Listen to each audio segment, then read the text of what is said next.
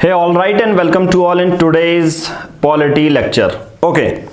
Now आज है chapter 6 citizenship. जैसा कि आपने देखा है कि हम हर 2 दिन में एक चैप्टर को फिनिश कर ले रहे हैं, चाहे कितना भी बड़ा हो। बट आगे के जो चैप्टर्स होंगे वो थोड़े से बड़े होंगे, देखते हैं वो 3 दिन में होते हैं या 4 दिन में, पर डेली के बेसिस पर आपको लेक्चर पॉलिटी के मिलते रहते हैं। मैं ये चाहता हूँ कि अगर आप 2021 के लिए प्रिपेयर कर रहे हैं तो डेली के बेसिस पर लेक्चर अटेंड कीजिए, ठीक है, और उसके साथ साथ रिवाइज भी कीजिए। ओके, नाउ आज हम करने वाले हैं लक्ष्मीकांत का टॉपिक कौन सा, सिटीजनशिप।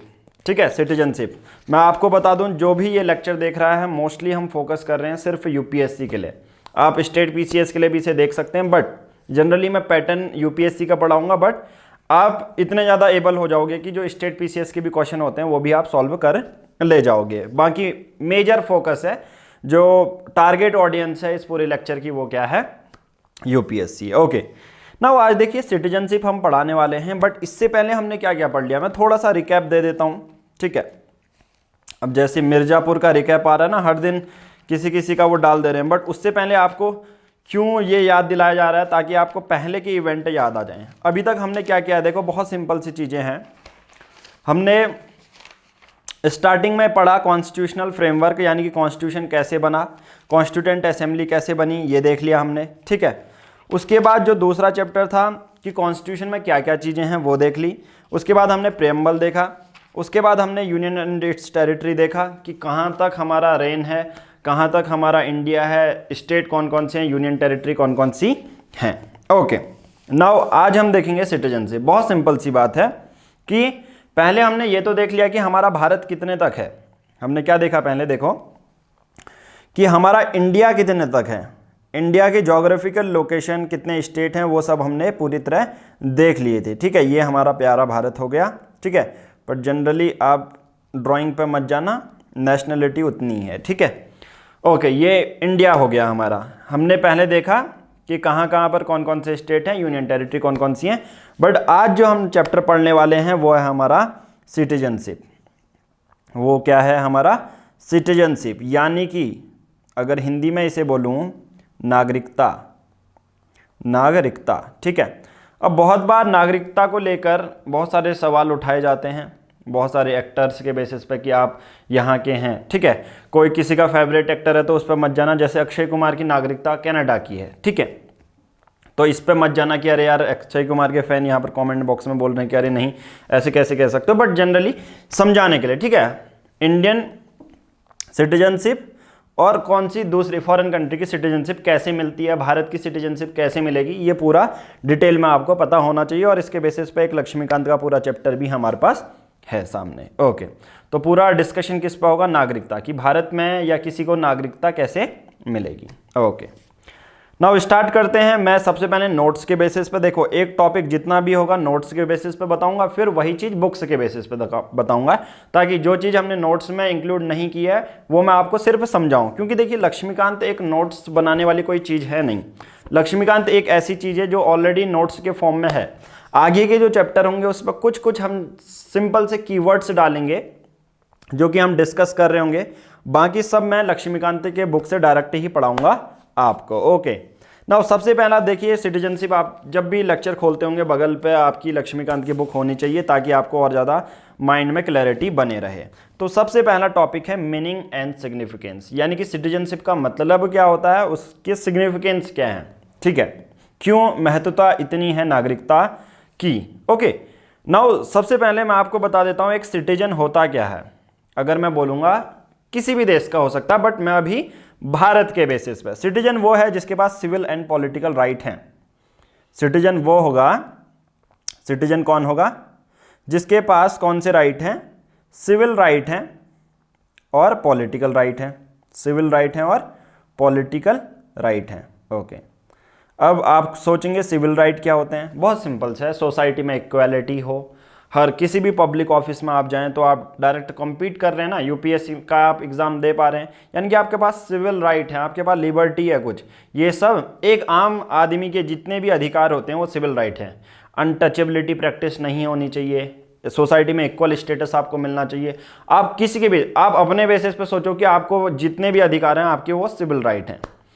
पॉलिटिकल राइट क्या हो गए, सिंपल सी बात है, नाम से क्या लग रहा है पॉलिटिकल राइट। पॉलिटिकल राइट का मतलब बहुत सिंपल सी चीजें हो गई कि आप क्या कर सकते हैं, एक तो वोट दे सकते हैं, आप अपने बिहाफ में अपने रिप्रेजेंटेटिव को चुन सकते हैं, इनडायरेक्ट डेमोक्रेसी हो गई जैसे हमारी पार्लियामेंट फॉर्म ऑफ डेमोक्रेसी। दूसरा, आप एमएलए या एमपी भी बन सकते हैं, आप प्रेसिडेंट भी बन सकते हैं, तो ये हमारा पॉलिटिकल राइट हो गया। और बहुत सारे ऐसे पॉलिटिकल राइट होते हैं।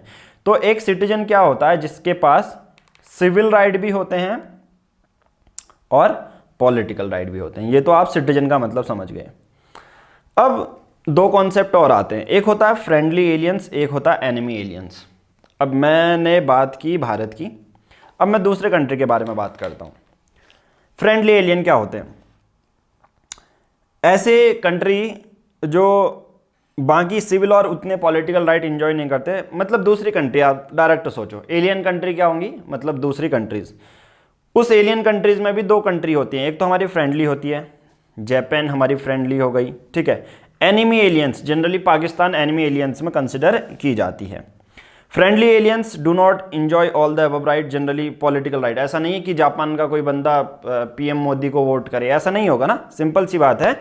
जो दूसरी कंट्री के लोग होंगे वो सिविल और पॉलिटिकल राइट उनको नहीं मिलेंगे, वो यूपीएससी के लिए थोड़ा ना कम्पीट कर पाएंगे, है ना।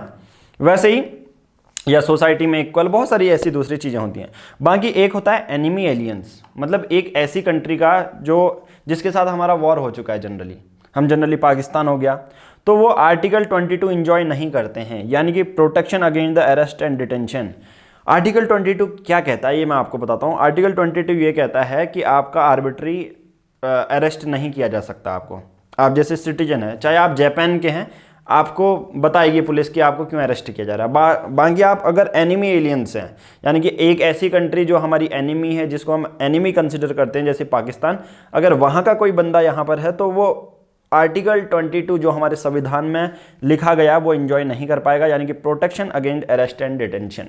ओके, तो यहाँ पर ये सब चीज़ें मैंने बता दी। ओके, अब कुछ ऐसे भी अधिकार होते हैं जो सिर्फ सिटीजन एंजॉय करते हैं, ठीक है, जो सिर्फ सिटीजन यानी कि भारत के अगर आप नागरिक हैं तो ये वो अधिकार सिर्फ आपको मिलेंगे, दूसरे देश के आप नागरिक हैं तो आपको नहीं मिलेंगे।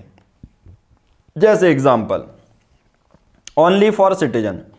ऐसा क्वेश्चन यूपी पीसीएस है, एमपी पीसीएस है, बिहार पीसीएस में पूछा जा सकता है कि आपसे 4 आर्टिकल आपको दे दिए जाएंगे, इनमें से कौन से आर्टिकल हैं जो सिर्फ हमारे सिटीजन एंजॉय करते हैं। वो है आर्टिकल 15, 16, 19, 29, 30। आगे बहुत सारे आर्टिकल हैं, मैं ये सिर्फ बता रहा हूँ इनिशियल में, ठीक है। अभी ये क्या क्या हैं वो मैं डिस्कस करूँगा, बट उससे पहले कुछ चीज़ें बता देते हैं कि जो सिटीजन्स के लिए हैं।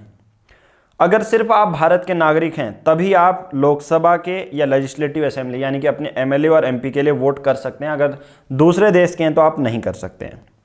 दूसरा, जैसा मैंने बोला, आप नागरिक हैं तो आप मेंबर ऑफ पार्लियामेंट भी बन सकते हैं, जैसे मैंने पॉलिटिकल राइट में इनिशियल में ही समझा दिया था, वही चीज़ें आपकी यहाँ पर हैं। दूसरा, आप प्रेसिडेंट भी बन सकते हैं, वाइस प्रेसिडेंट भी बन सकते हैं, सुप्रीम कोर्ट और हाई कोर्ट के ऑफिसेस में भी लग सकते हैं। तो ये सब चीज़ें हो गई only for citizen. Okay, only for citizen, ठीक है।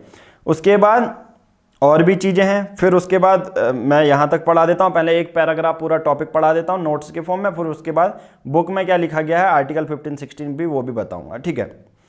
सिटीजन्स ओ सम ड्यूटीज़। अब सिटीजन्स को इतने अधिकार अगर मिले हैं तो सिटीजन्स की भी कोई ड्यूटी होती है, जैसे पेइंग टैक्सेस। हालांकि ये एक फंडामेंटल ड्यूटी इंक्लूड नहीं है, हमारे नेशनल फ्लैग को रिस्पेक्ट करना, ओके। बट सिटीजन्स की ड्यूटी है कि डायरेक्ट टैक्स आपको भरना चाहिए, नेशनल फ्लैग की रिस्पेक्ट करनी चाहिए, एंथम की रिस्पेक्ट करनी चाहिए। तो एक बार चला था ना कि यार आप मूवी हॉल में भी जा रहे हो, नेशनल एंथम लगा हुआ है तो आप खड़े उठें, ओके।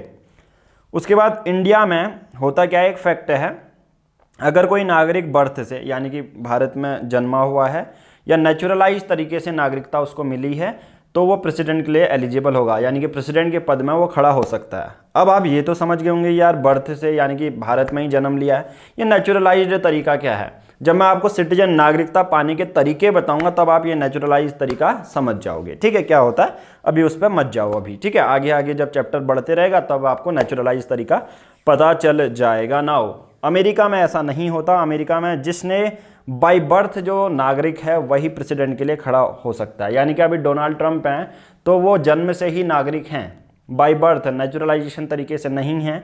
जो भी अमेरिका में नेचुरलाइज तरीके से नागरिकता पाएगा वो प्रेसिडेंट नहीं बन सकता, सिर्फ only by birth. But Bharat में ऐसा नहीं है, भारत में बाय बर्थ, बाय नेचुरलाइजेशन वो प्रेसिडेंट के पद में खड़ा हो सकता है।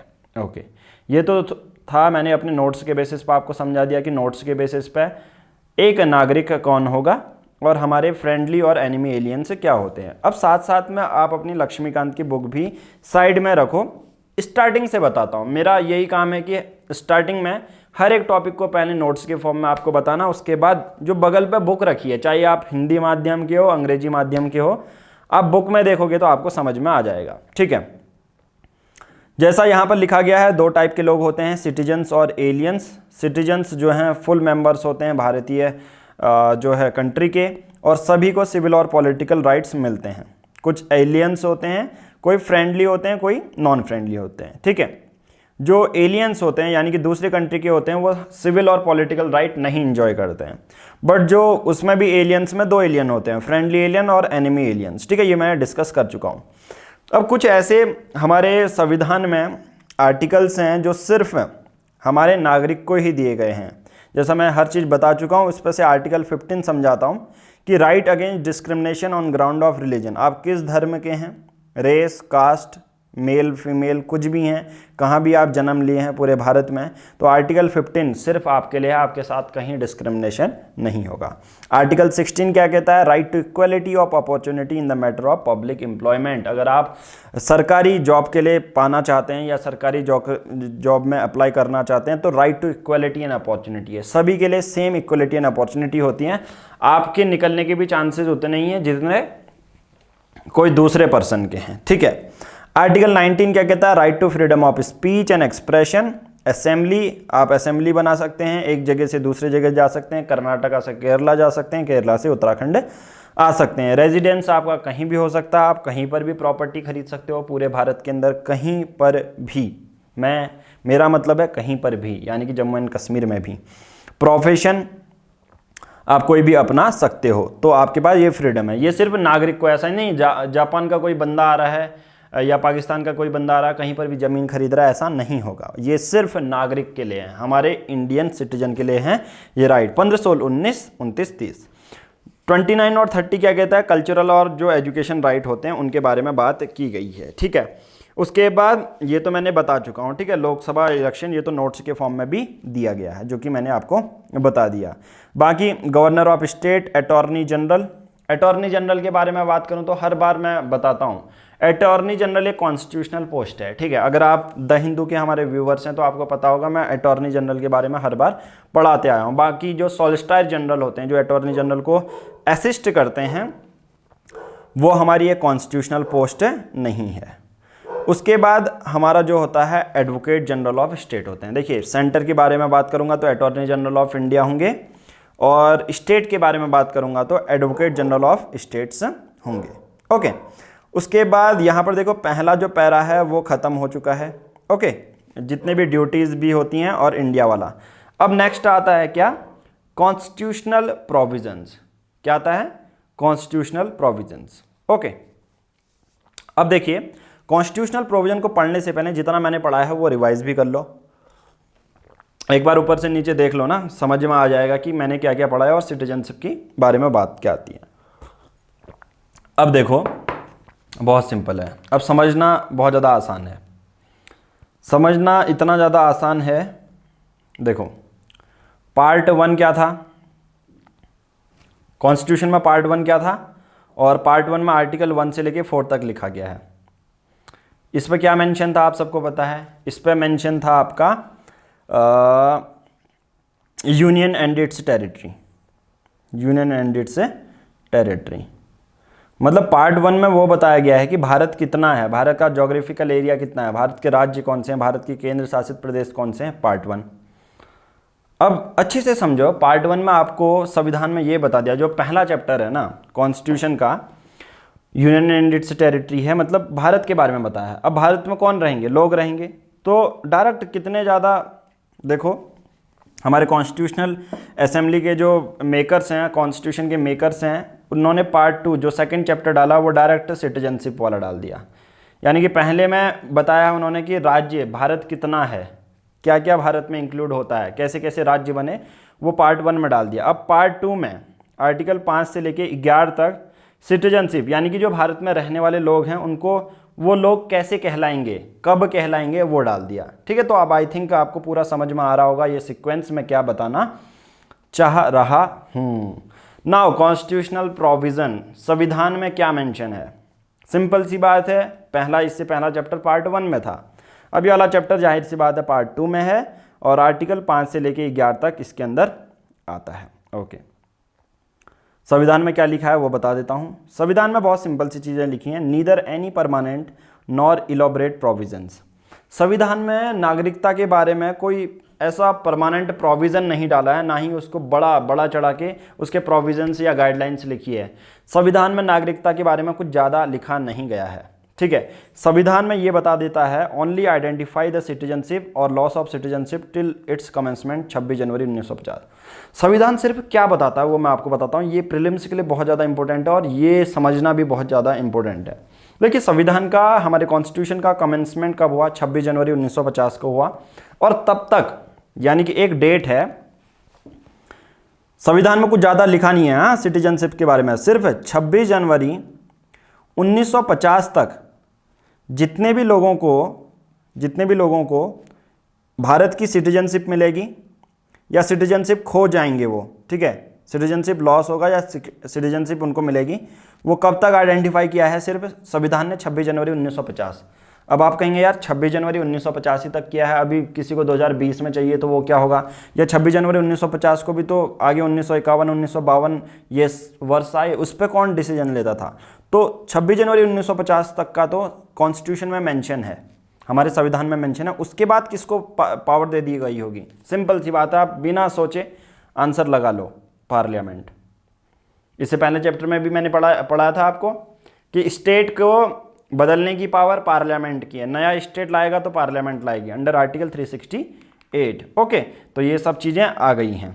तो इनिशियल में इसका मतलब क्या है फिर इस स्टेटमेंट का, टिल कमेंसमेंट 26 जनवरी 1950 तक जिसको सिटीजनशिप मिलनी थी या सिटीजनशिप उसकी कैसे लॉस होगी, सिर्फ उनको ही आइडेंटिफाई करता है हमारा संविधान। फिर आपके मन में आना चाहिए कि यार 26 जनवरी के बाद कौन है, फिर 26 जनवरी के बाद हमारा खुद कॉन्स्टिट्यूशन एम्पावर करता है पार्लियामेंट को, तो उसके लिए पार्लियामेंट एक्ट भी लाता है, पार्लियामेंट एक्ट लाता है 1955 का, 1960 का, 2005 का वगैरह वगैरह, 2015, फिर बाद में आते रहेंगे एक्ट हमेशा बता चुका हूँ। एक्ट क्या होता है, लोकसभा में एक बिल पास हुआ, राज्यसभा के पास गया, प्रेसिडेंट के पास साइन होके एक एक्ट बन गया, मतलब बिल एक एक्ट बन गया। ओके, तो पहला वाला समझ में आ गया कि कॉन्स्टिट्यूशनल प्रोविजंस हैं। ठीक है, इसको मैं पूरा बताता हूँ, फिर सिटीजनशिप एक्ट को अच्छे से करेंगे। और हाँ, एक और चीज़, मैंने आपको रिप्रेजेंटेशन ऑफ पीपल एक्ट के बारे में क्वेश्चन भी पढ़ाया था, उसमें कि डायरेक्ट क्वेश्चन पूछा गया है, रिप्रेजेंटेशन ऑफ 2019 का क्वेश्चन है, तो मैं इसलिए ये भी इंश्योर करता हूँ द हिंदू, जब मैं आपको एनालिसिस देता हूँ पेपर का, तो ये इंश्योर करता हूँ कि यार आप ऐसा मैनिपुलेट ना हो। बहुत बार ऐसा वीडियोज़ आपने देखी होगी कि आपको पढ़ाया ही कुछ और जा रहा है। मैं किसी एक इंस्टीट्यूशन का नाम नहीं लूँगा, बट बहुत सारे XYZ इंस्टीट्यूशन ऐसे हैं, वहाँ के जो टीचर हैं पढ़ा कुछ और रहे हैं, यानी कि मतलब out of syllabus, UPSC demand ही नहीं करती वो चीज़, उसको पढ़ाए हुए जा रहे हैं GS2 में, GS3 में, मेंस के बेसिस पे। अब ये देख लो ना, प्रीलिम्स में क्या उससे पहले यूपीएससी के क्वेश्चन ऐसे पूछे गए हैं या मेंस के पूछे गए हैं, तो तब आप देखो वो। ठीक है, तो आप ऐसा फ्रेशर्स भी हैं तो आप थोड़ा सा अभी इनिशियल में ही यूपीएससी की प्रिपरेशन में आए हो, तो आप डायरेक्ट ये करो कि यूपीएससी प्रीलिम्स और मेंस की बुक निकाल लो ना, प्रीवियस ईयर की निकाल लो, और उसके बेसिस पे देखो क्या ये लेक्चर हमारा सही डायरेक्शन में जा रहा है या नहीं, क्या इस लेक्चर को पूरा पढ़ने से ही हमारा होगा। तो अगर प्रीलिम्स के बारे में बात कर रहे हैं, हालांकि देखो जनरल स्टडीज पेपर 2 में पॉलिटी के जितने भी है बहुत सारे क्वेश्चन होते हैं, पॉलिटी, गवर्नेंस, बहुत सारी चीज़ें होती हैं और अलग अलग उस पर जो है टॉपिक्स दिए होते हैं। मेंस के लिए एक अलग सीरीज आएगी, बट जनरली जितने भी पॉलिटी के क्वेश्चन आ रहे हैं और प्रीलिम्स के क्वेश्चन आएंगे, आपको मैं इस बेसिस पे लेक्चर पे ख़त्म करते हुए चलूँगा। तो आप क्या करो, जो भी मैं पढ़ाता हूँ उसके बाद प्रीवियस ईयर जो चैप्टर के क्वेश्चन है वो अटैम्प्ट कर लिया करो। ठीक है, वो भी वैसे अभी चैप्टर आएंगे, वो भी मैं आपको कराऊँगा। ठीक है, बाकी जब भी आप ये वीडियो देख रहे हैं तो 1 नवंबर को टेस्ट सीरीज भी लॉन्च होने वाली है। ठीक है, तो आप टेस्ट सीरीज भी ले सकते हैं। और बहुत ज़्यादा इंपॉर्टेंट है, NCERT 6 to 12th भी है उसमें, प्लस प्रीवियस ईयर के जो क्वेश्चन हैं वो भी हैं, तो डायरेक्ट आप अटेम्प्ट कर सकते हैं उसको। ओके, तो यहाँ पर इतना हो गया। फिर कॉन्स्टिट्यूशनल प्रोविज़न मैंने बता दिए। अब देखिए, अकॉर्डिंग टू कॉन्स्टिट्यूशन 4 कैटेगरीज हैं सिटीजन्स को जिससे कि वो नागरिकता पा सकते हैं 26 जनवरी 1950 तक। बात के बारे में बात नहीं कर रहा हूँ अभी, सिर्फ 26 जनवरी 1950 तक उनको नागरिकता यानी कि सिटीजनशिप कैसे मिलेगी, क्योंकि 26 जनवरी 1950 के बाद तो पार्लियामेंट डायरेक्ट करती है। तो कॉन्स्टिट्यूशन में 4 ऐसी कैटेगरीज हैं जिसमें सिटीजन्स को सिटीजनशिप मिल सकती है at its commencement. Okay, commencement कब हुआ था? 26 जनवरी 1950 को। ओके, तो पहला क्या है? पहला, ये संविधान के प्रोविजन बता रहा हूं, अभी पार्लियामेंट के एक्ट ही नहीं आया हूं, ठीक है। मैं अभी संविधान में 26 जनवरी 1950 तक कैसे मिलती होगी नागरिकता, ये सोचो कि 1947 में भारत आज़ाद हुआ और 26 जनवरी 1950 तक जो भारत के नागरिकता, क्योंकि देखो उस समय हाल में ही नया नया देश आज़ाद हुआ है, तो लोग कौन नागरिक होगा कौन नहीं, तो उस समय का भी चीज़ बहुत ज़्यादा इंपॉर्टेंट हो जाती है। तो सबसे पहला वो है domicile in India and any of the 3 condition.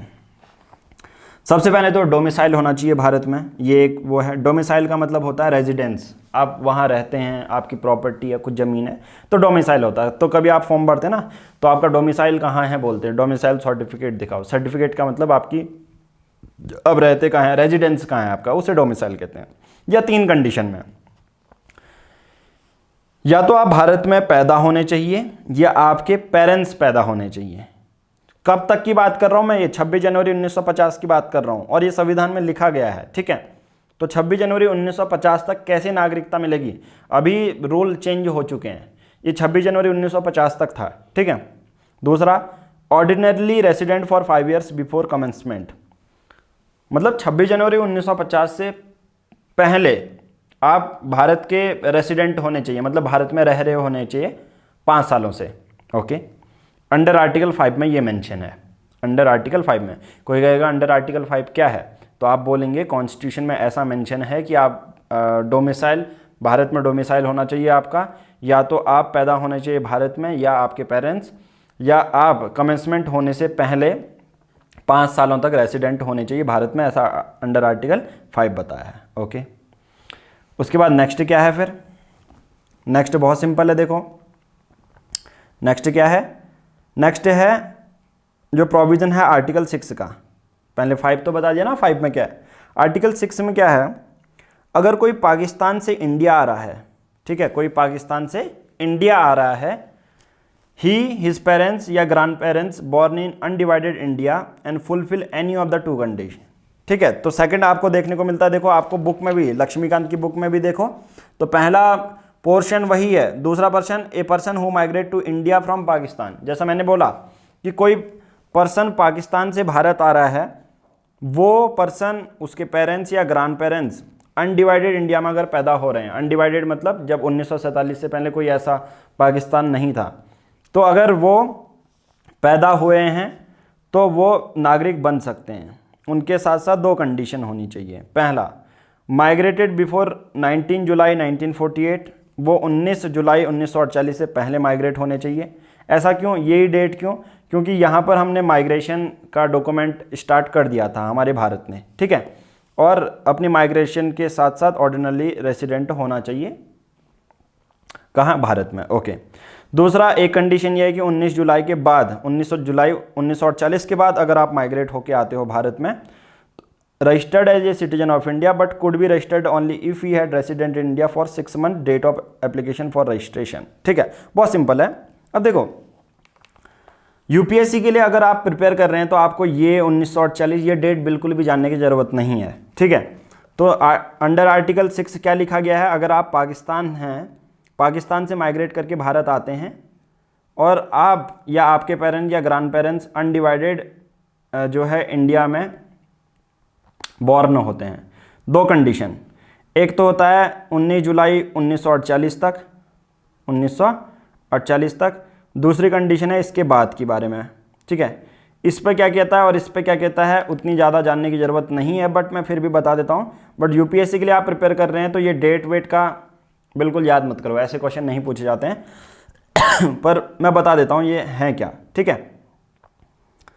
तो कैसे बोला कि आप क्या करेंगे, अगर आफ्टर 1948 19 जुलाई 1948 के बाद आए हैं तो आप क्या करेंगे, जब भी सिंपल सी बात है, आपको भारतीय सरकार को एक डॉक्यूमेंट देना पड़ेगा कि यार मुझे नागरिकता दे दो। तो आपको ऑर्डिनरी रेसिडेंट 6 महीने, जब आप रजिस्ट्रेशन वाला डॉक्यूमेंट दे रहे हो तो उससे पहले आपको 6 महीने तक तो रहना ही पड़ेगा भारत में। तो आपको देखेंगे कि आप 6 महीने से रह रहे हैं या नहीं भारत में, ठीक है। तो ये भी देखा जाएगा, पर उतना ज़्यादा आप इसमें अपने माइंड में कुछ कन्फ्यूजन क्रिएट मत करना कि यार ये सब याद करना पड़ेगा, मत करो इसको याद। मैं सिर्फ बता रहा हूँ कि क्या है, ताकि आपको समझ में भी आ जाए। आपको मन कर रहा है लर्न करने का तो लर्न करो, नहीं तो कोई ज़रूरत नहीं है। बट अंडर आर्टिकल 6 क्या कहता है वही है कि आप 19 जुलाई 1948 तक आते हैं और माइग्रेशन के बाद सिर्फ भारतीय रेसिडेंट है तो आपको नागरिकता मिल जाएगी।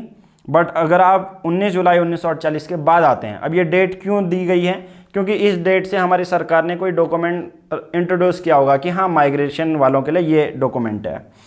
तो आप अगर इंडिया के सिटीजन की तरह रजिस्टर करना चाहते हैं तो आप अपनी एप्लीकेशन देंगे। तो आप एप्लीकेशन देने से पहले 6 महीने पहले ही आप एप्लीकेशन देंगे, यानी कि भारत में आ चुके हैं आप 1948 के बाद, और 6 महीने तक आप रुकेंगे, रेसिडेंट की तरह रहेंगे, उसके बाद आप एप्लीकेशन दे सकते हो रजिस्ट्रेशन के लिए, ठीक है। तो वो चीज़ें यहाँ पर दी गई हैं, ओके। तो आई थिंक बहुत सारे लोगों को कन्फ्यूजन भी हो रहा होगा, एक अच्छे से समझा देता हूँ, क्योंकि ये लेक्चर बार बार तो रिकॉर्ड होंगे नहीं, तो मैं सोच रहा हूँ आपको अच्छे से ही फाइनल, ताकि आपको कोई दूसरी चीज़ की, और इतना इनफ है, ठीक है, मोर देन इनफ मैं पढ़ा रहा हूँ आपको लक्ष्मीकांत के लिए कहीं और जाना ही नहीं है, ठीक है, और यूपीएससी के लिए भी अपना कुछ और ज़्यादा मत करो, मैं सब चीज़ पढ़ा के हुए चल रहा हूँ। आर्टिकल 6 में क्या है, देखो डायरेक्ट 1948 वाला तक आते हो, पाकिस्तान से अगर भारत में आते हो, ऑर्डिनरी रेसिडेंट आप रह रहे हो, ठीक है, एज ए वहीं रह रहे हो, तो 1948 तक आपको नागरिकता मिल जाएगी। बट आप 1948 के बाद आ रहे हो तो आपको पहले 6 महीने भारत में रहना पड़ेगा, तब आप एप्लीकेशन दोगे रजिस्ट्रेशन की, ठीक है, उसके बाद आपको नागरिकता मिलेगी। तो यही है आर्टिकल 6, ओके। उसके बाद है आर्टिकल 7, अगर आप भारत से पाकिस्तान जाते हो, अभी वो क्या था, पाकिस्तान से आप भारत में जाते हो माइग्रेट करके, अब यहाँ पर है इंडिया से पाकिस्तान अगर आप माइग्रेट कर रहे हो 1 मार्च 1947 के बाद, 1 मार्च 1947 के बाद अगर भारत से पाकिस्तान जा रहे हो, फिर उसके बाद भारत में ही लौट जा रहे हो। अब इतना ज़्यादा यार कॉम्प्लिकेटेड डेट किसी को भी यूपीएससी आपसे कभी नहीं पूछता कि यार ये 1 मार्च 1947 क्या है, वो क्या है। बट यहाँ पर कंडीशन लिखी गई हैं, तो अंडर आर्टिकल 7 में नागरिकता कैसे मिलेगी एक को, यहाँ पर ये चीज़ें दी गई हैं, तो बस सिर्फ समझो बस अभी इसको कि हाँ अपने माइंड में हल्का हल्का क्रक्स जान लो कि हाँ ऐसे ऐसे नागरिकता मिलनी चाहिए। बट हालांकि मैं तो आपको समझा ही रहा हूँ, बट मैं आपसे ये कह रहा हूँ कि इसको, इन डेट को बिल्कुल भी याद करने की ज़रूरत नहीं है, आपसे यूपीएससी में कभी ऐसी डेट पूछेंगे ही नहीं, ठीक है। तो resident in India for 6 month, date of application वही है कि 6 महीने तक आपको रहना पड़ेगा, फिर उसके बाद आप एप्लीकेशन के लिए अप्लाई कर सकते हो रजिस्ट्रेशन की, यार मुझे नागरिकता दे दो। क्या, बहुत सिंपल है, भारत से आप पाकिस्तान गए 1 मार्च 1947 के बाद में आप भारत में ही वापस आ रहे हो, और आपको भारत में वापस आने के लिए 6 महीने तक रुकना पड़ेगा, एज ए ऑर्डिनरी रेसिडेंट आपको रहना पड़ेगा, और उसके बाद आप एप्लीकेशन कि यार मुझे नागरिकता चाहिए, 6 महीने तक रहो भारत में, फिर उसके बाद नागरिकता मिल जाएगी। आर्टिकल 7 है, ओके।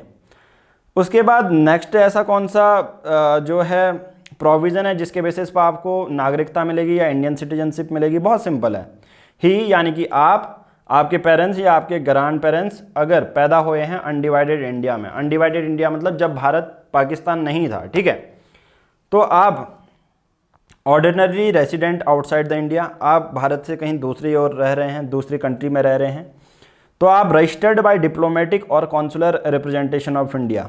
तो आप, सिंपल सी बात है, होता क्या है, यानी कि जनरली चौथा पॉइंट यह है ओवरसीज इंडियंस के लिए, यानी कि एक ऐसा नागरिक जो पैदा हुआ है भारत में, जिसके ग्रैंड पेरेंट्स भारत में पैदा हुए हैं या वो भारत में पैदा हुआ है, बट वो किसी दूसरी कंट्री में जाके अब बस जाता है, ठीक है, वो किसी दूसरी कंट्री में जाके बस जाता है, तो रजिस्टर्ड बाय, वो अपने को डिप्लोमेटिक और कॉन्सुलर रिप्रेजेंटेशन के बेसिस पे रजिस्टर करवा सकता है बिफोर और after the commencement of the constitution. यानी कि रजिस्टर्ड बाय डिप्लोमेटिक, यानी कि सपोज यहाँ से एग्जाम्पल मान के चलो, यहाँ से कोई पर्सन है किसी दूसरे कंट्री में, जॉब करने के लिए चले जाता है। ठीक है, कॉन्सुलर रिप्रेजेंटेशन का मतलब क्या होता है, कॉन्सुलर का मतलब क्या होता है कि हमारा ही मतलब हमारे कोई गवर्नमेंट का ऑफिस है, उसके बेसिस पर उसको ओवरसीज जो है इंडियंस बन के दूसरे कंट्री में रहना पड़ रहा है, तो उसको भी जो है नागरिकता मिलेगी under article 8 under the registered bye, वो डिप्लोमेटिक तरीके से भारत की नागरिकता लेगा। ठीक है, कॉन्सुलर रिप्रेजेंटेटिव मतलब भारत के डिप्लोमेटिक जो तरीके होते हैं एडमिनिस्ट्रेटिव प्रशासनिक तरीके से, वो भारत में नागरिकता लेगा। ओके, तो ये तो मैंने आपको बता दिया इतना टॉपिक। ठीक है, तो इतना टॉपिक मैं बुक से भी बता देता हूँ जो कि आपको इंपॉर्टेंट लगना चाहिए। ओके, कॉन्स्टिट्यूशनल प्रोविजन बता दिया, आर्टिकल 5, आर्टिकल 6, आर्टिकल 7 और आर्टिकल 8। ओके ओके, ये भी मैंने बता दिया। ओके ओके ओके, ठीक है। अब यहाँ पर लास्ट में देखो, यहाँ पर समअप किया है इन लोगों ने, to sum up these provision deal with the citizenship. जैसे मैंने 4 को पूरा डिटेल में बताया, इन्होंने छोटे छोटे कि डोमिसाइल इन इंडिया होना चाहिए, अगर कोई पर्सन माइग्रेट कर रहा है पाकिस्तान से भारत में उसको भी मिल जाएगी, जो इंडिया से भारत आ रहा है मतलब इंडिया से पाकिस्तान जा रहा है और बाद में इंडिया की ही नागरिकता मिल रही है, वो तीसरा पॉइंट है। और person of India origin residing outside India, Bharat का ओरिजिन है मतलब भारत में पैदा हुआ है बट रह कहीं और रहा है, तो उसको भी नागरिकता मिल जाएगी अंडर आर्टिकल 8। देखो दूसरे कॉन्स्टिट्यूशनल प्रोविजन भी हैं, यहाँ पर साथ में चलते रहो। अदर कॉन्स्टिट्यूशनल प्रोविजन भी हैं जिससे कि आपको सिटीजनशिप मिल सकती है, वो कौन कौन से हैं, या दूसरे सिटीजन मिलना या ना मिलना, कुछ प्रोविजन यहाँ पर दिए गए हैं। अब यहाँ पर ये बोल रहा है अंडर आर्टिकल 9 क्या है फिर, क्योंकि 5 से लेके 11 आर्टिकल तक आपको पता होना चाहिए कि हर एक आर्टिकल में क्या है।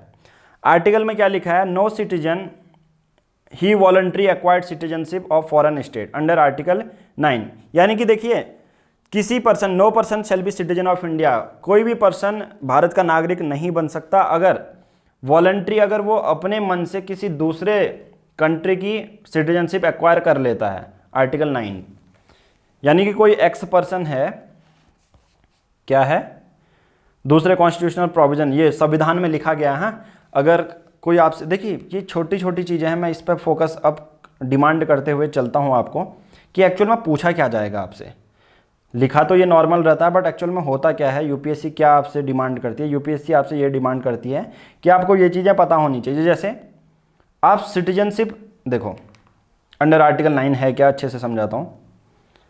आर्टिकल 9, आर्टिकल 9, अब आर्टिकल 9 में क्या है कि वो पर्सन को भारतीय सिटीजनशिप नहीं मिलेगी, उस पर्सन को भारतीय नागरिकता नहीं मिलेगी। कोई एक्स पर्सन है, अगर वो वॉलंटरी, मान के चलो जर्मनी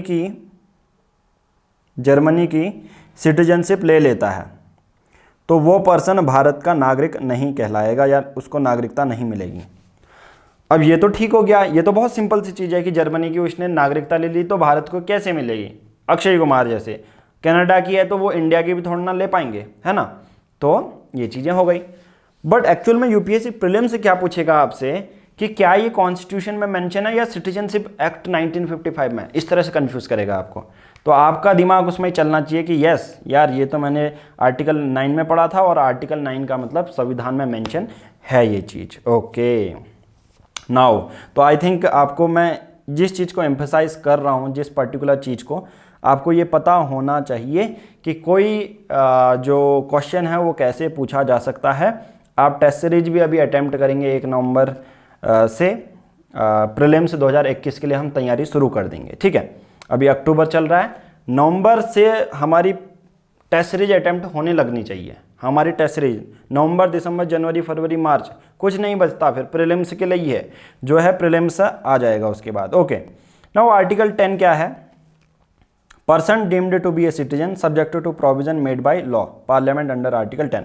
बहुत सिंपल सी बात कहता है आर्टिकल 10 में, every person who is deemed to be a citizen of India shall continue to be such citizen provision of any such law made by the parliament. अगर कोई भारतीय नागरिक है और भारतीय का नागरिक वो कंटिन्यू रहेगा जब तक वो हमारे पार्लियामेंट के बने हुए कानून को नहीं तोड़ता। सिंपल सी बात, अगर मैं हूँ अपने बेसिस पे, अगर मैं कोई ऐसे इलीगल काम नहीं कर रहा हूँ जिसमें कि पार्लियामेंट के मैं कानून को वायलेट कर रहा हूँ, तब तक मैं भारतीय सिटीजन हूँ। अगर मैंने सपोज पार्लियामेंट के बनाए हुए कोई लॉ हैं, पार्लियामेंट ने कुछ प्रोविज़न बताए होंगे कि ना अगर आप ये पर्टिकुलर चीज़ें करते हैं तो आपको नागरिकता छीन ली जाएगी आपसे। तो वही चीज़ आर्टिकल 10 में भी कह रहा है कि पार्लियामेंट द्वारा बनाए गए कानून को जब तक आप फॉलो करते हैं, जब तक आप उसको ब्रेक नहीं करते हैं, तो person deemed to be citizen, person नागरिकता उसको मिली रहेगी। फिर आर्टिकल 11 लास्ट है, फिर इसके बाद ये चैप्टर खत्म करते हैं, क्योंकि इसके बाद क्योंकि कॉन्स्टिट्यूशन की हर चीज़ मैंने आपको बता दी। अब सिटीजनशिप एक्ट में क्या लिखा होगा, यानी कि आप पार्लियामेंट जो कानून बनाएगी वो पढ़ेंगे। अभी तक तो माइंड क्लियर था आपका कि इस पूरे लेक्चर में जो भी है वो कॉन्स्टिट्यूशन में मेंशन है, ठीक है। तो इससे आपको ये भी समझ में आता है कि डिफरेंशिएट मिल जाता है। अगर मैं सिटीजनशिप एक्ट डायरेक्ट बता दूंगा, एक तो ये है बता सकता हूँ मैं, ऐसा कुछ नहीं है, और आप समझ भी सकते हैं, बट इतना ही पढ़ाने का मन है तो आप इतना ही, क्योंकि ज़्यादा मैं पढ़ाऊँगा तो ना आप अच्छे से फिर वो जल्दीबाजी हो जाएगी कि यार सिटीजनशिप बाय डिसेंट ये मिल रहा है, बाय रजिस्ट्रेशन ये मिल रहा है, बाय नेचुरलाइजेशन ये मिल रहा है, ठीक है। ऐसा कुछ नहीं करते हैं, अच्छे से पढ़ लेते हैं। ओके, उसके बाद आर्टिकल 11 है, ठीक है, क्योंकि इसके बाद जो नेक्स्ट चैप्टर होगा, क्योंकि 2 दिन का एक चैप्टर तो रखते ही है ना, एक ही दिन में एक चैप्टर पूरा मज़ा नहीं आते इस पर। Parliament power, article 11 last article है। पार्लियामेंट की पावर ये कहती है एक्विजिशन, टर्मिनेशन और अदर मैटर। तो आर्टिकल 11 में संविधान ने पार्लियामेंट को पावर ये दी है कि किसी एक पर्सन को नागरिकता कब मिलेगी, उससे नागरिकता कब छीनी जाएगी, या पार्लियामेंट सिटीजनशिप से रिलेटेड कोई भी मैटर होंगे, वो आर्टिकल 11 में कॉन्स्टिट्यूशन ने किसको दिया है, पार्लियामेंट को पावर दी है। ये सबसे ज़्यादा इंपॉर्टेंट चीज़ हो जाती है, पार्लियामेंट को पावर दी गई है। ओके, तो आई थिंक आप समझ चुके हैं कहाँ तक किया है हमने, आर्टिकल 5 से लेके 11 तक, और अभी तक मैंने आपको जितने भी चीज़ें हैं कॉन्स्टिट्यूशन में जो भी चीज़ें मेंशन हैं वो सब मैंने आपको बता दी हैं, ठीक है। Part two okay.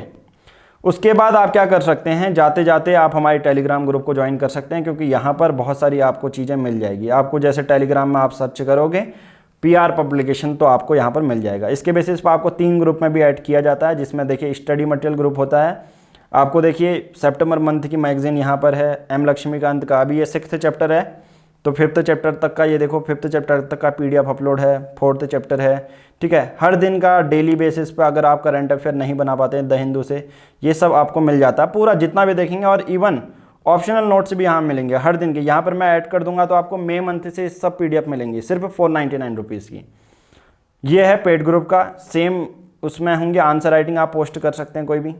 फिर करंट नोट्स वाला डेली के बेसिस पर आंसर राइटिंग आपको यहाँ पर मिल जाती हैं। आप लेना कैसे है, बहुत सिंपल है, लेने के लिए तरीका बता देता हूँ, और ये बहुत ज़्यादा वर्थ है आपको, ठीक है, लेना। तो हमारा विज़न ही ये है कि सबसे कम मिनिमम प्राइस में ऑल ओवर इंडिया में, पूरे भारत में सबसे कम प्राइस में हम आपको ये सर्विसेज अवेल करा रहे हैं, और इवन सबसे क्वालिटी कंटेंट आपको नोट्स दे रहे हैं। यानी कि किसी भी इंस्टीट्यूशन में जाइए आपको इतना डिटेल में, और इवन आपको कोई इंस्टीट्यूशन पर आप जाते हो तो आपको पर्सनल कोई टच नहीं देता, हम पर्सनली आप पर फोकस करते हैं, हम एक पर्सनल एस्पिरेंट में यहाँ पर फोकस करते हुए चलते हैं।